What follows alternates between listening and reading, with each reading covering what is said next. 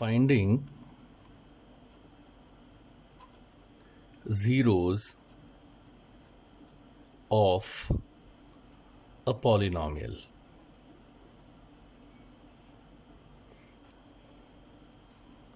Last time we saw that how to find zero of a polynomial whose graph is given. हमने ये देखा था कि अगर ग्राफ एक्स एक्सिस को एक जगह पे इंटरसेक्ट करता है देन वी से दैट कि द पॉलिनोमियल हैज़ 1 0. अगर दो जगह पे इंटरसेक्ट करता है then we say that the polynomial has 2 zeros. तीन जगह पे करता है then we can say that it has 3 zeros. But अब हम ये देखेंगे if the graph is not given only a polynomial is given और ऐसा बोला हो कि भाई find the zeros of the polynomial, तो फिर हम कैसे फाइंड करेंगे? तो for example let us take पहले linear polynomial. Say if the polynomial given is 2x plus 5, this is the given polynomial suppose.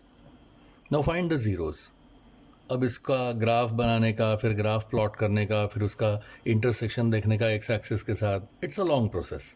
लेकिन अगर खाली डायरेक्टली जीरोज फाइंड करने हैं तो for that we have a method. See simple, यहाँ पे सिर्फ एक्स की वैल्यू हम फाइंड करेंगे. अब वो कैसे करेंगे?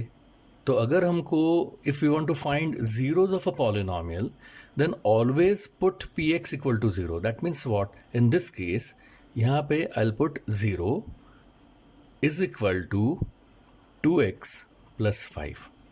तो अगर 0 फाइंड करना है तो हमेशा px की जगह पे you have to put 0 and after that find the value of x. अब हम x की वैल्यू यहाँ से इस इक्वेशन में बहुत ईजिली फाइंड कर सकते हैं.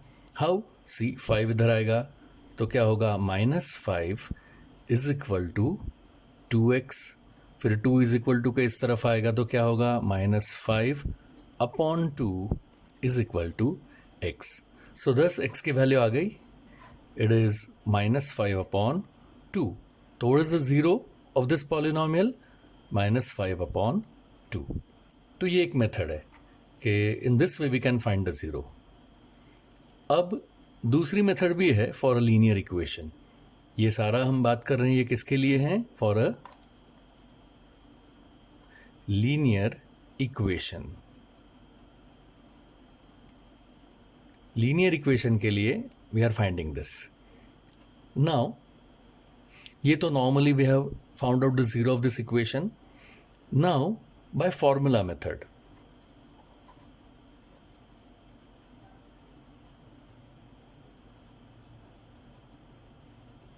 Now which is that formula method? बहुत सिंपल फॉर्मूला है.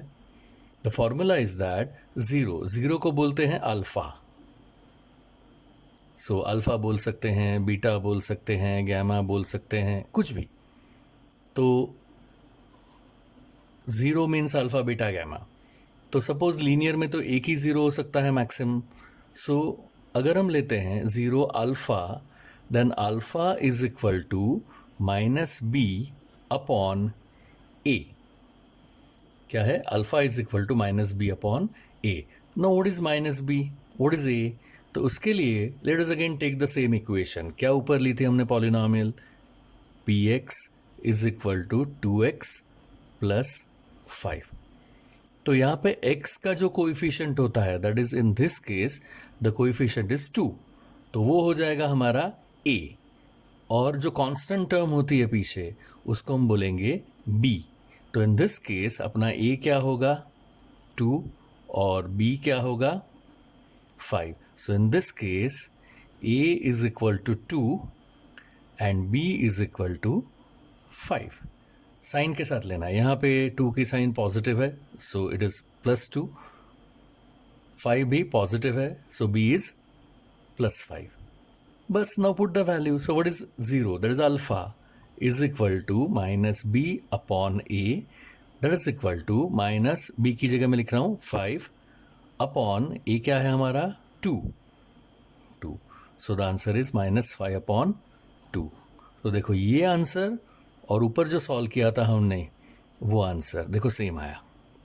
सो either we can find the zeros by using a formula और we can find in this manner.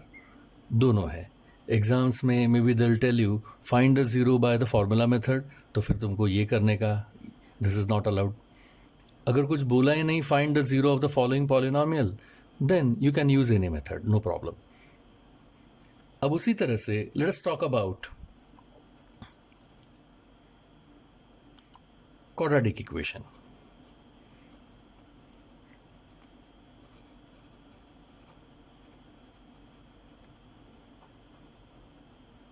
मतलब क्या, इसकी डिग्री क्या होगी? 2. लीनियर इक्वेशन मतलब इसकी डिग्री क्या होगी? 1. So degree is equal to 1 और यहां पे degree is equal to 2. Now in this case let us take one example. X square px is equal to x square plus 7x plus 10. Again find the zeros, यही question है. अगर graphically इसका graph दिया होता तो हम बोल देते कि भाई क्वाड्रेटिक इक्वेशन है, दो जगह इंटरसेक्ट करेंगे तो देयर आर 2 zeros, और फिर ग्राफ देख के बता सकते थे क्या थे वो zeros. But in this case graph is not given. So how to find the zero? Again अपने को फैक्टराइजेशन ही करना पड़ेगा. फैक्टराइजेशन मेथड है तो हम इसका स्प्लिटिंग ऑफ मिडिल टर्म करेंगे. सबसे पहले जैसा मैंने कहा था कि if you want to find the zero, always p x की जगह पे you have to write zero, जैसे यहाँ पे रखा था. यहाँ पे भी हम क्या करेंगे? Zero is equal to x square plus 7x plus 10. Now factorize this. जब हम फैक्टराइज करेंगे तो स्प्लिटिंग ऑफ मिडिल टर्म होगा. It will be like this. 0 is equal to x square plus 5x plus 2x plus 10. Now split the middle term. X common. X plus 5 plus 2 common. X plus 5. So 0 is equal to x plus 5 and x plus 2. तो इसके दो brackets मिले अपने को.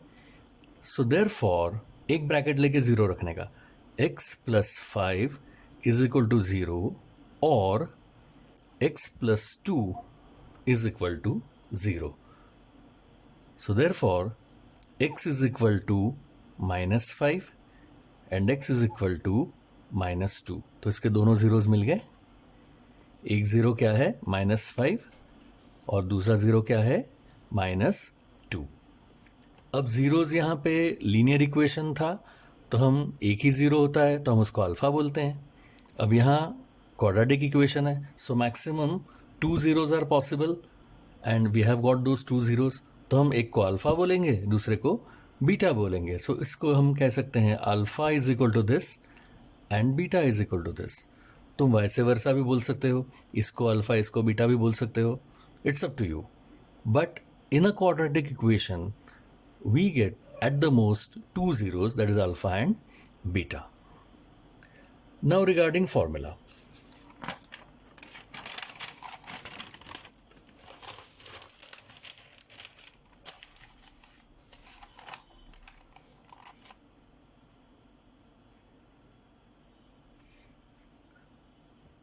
Now in case of a quadratic equation, हमको directly formula से alpha और beta नहीं मिलते. जैसे लीनियर इक्वेशन में हमको डायरेक्टली अल्फ़ा मिलता है, alpha is equal to -b upon a. Quadratic में डायरेक्ट अपने को alpha beta that is zeros नहीं मिलते, बट अपने को रिलेशन मिलेगा. That is formula number 1. अपने को ये मिलेगा alpha plus beta is equal to -b upon a, and formula number 2, alpha into beta is equal to c upon a. हम वही इक्वेशन लेंगे जो पीछे ली थी. It was x square plus 7x plus 10. Now in this case x square का जो coefficient होगा that is your a, x का जो कोएफिशिएंट होगा that is your b, and final constant term जो होती है that is your c. So in this case a is equal to x square का कोएफिशिएंट क्या है? कुछ नहीं है यहाँ पे, दैट मीन्स 1. फिर x का कोएफिशिएंट क्या है +7, so b is equal to +7 और लास्ट कांस्टेंट है that is 10, so c is equal to +10. Now let us use the formula. Alpha plus beta is equal to minus b upon a. Just put the value. What is b? 7. तो it is minus की जगह minus, b की जगह 7 और a की जगह 1. Similarly, alpha beta is equal to c upon a. What is your c here? It is 10 upon a. a क्या है यहाँ पे 1. So the answer is 10. So हमने फॉर्मूला से निकाला alpha plus beta is -7 upon 1 that is equal to -7 and alpha beta is equal to 10 upon 1 that is equal to 10. So formula से हमने ये फाइंड किया. नाउ लेट अस वेरीफाई कि भाई ये सही है गलत है, बिकॉज हमने इसका फैक्टराइजेशन किया था और पीछे हमने देखा सी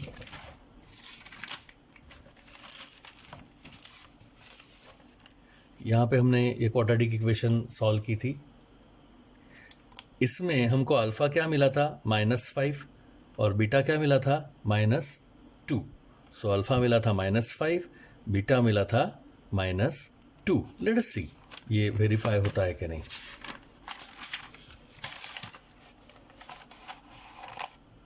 सो हमारा अल्फ़ा था -5 और बीटा था -2. Now,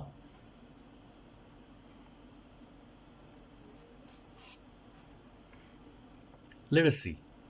ये फॉर्मूला है अपना alpha plus beta is equal to, formula से हमने अल्फा प्लस बीटा फाइंड किया था and answer was -7. Let's see आता है क्या.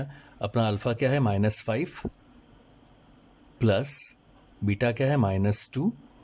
So answer is -5 -2 that is -7. देखो आ गया सेम, ये वाला. देन अल्फा बीटा हमने क्या लिया था, पहले नॉर्मल फाइंड किया था तो it was 10. In this case formula से हम करते हैं, बोलो अल्फा बीटा, सॉरी फॉर्मूला से हमने किया था इट वाज 10. अब हम नॉर्मल करेंगे, alpha into beta, alpha is -5 into -2. So the answer is 5 to the 10 minus plus. So the answer is 10. So that's verified. So by using formula, we found out alpha plus beta. It came out to be -7. Again using formula, we found out alpha beta. It came out to be 10. And then we verified it. कि by really we got the values of alpha and beta. Then we added them. तो really alpha plus beta क्या आता है -7, जो formula जैसा ही हो गया. And alpha into beta क्या आया 10, अगेन जो फॉर्मूला जैसा ही हो गया. सो जब वेरिफिकेशन के सम्स आते हैं जो हम थोड़ी देर में अभी सॉल्व करेंगे इसके बाद, तो उसमें यही बताना होता है कि by formula you are getting some values, those values should be same as that obtained by normal calculation, right.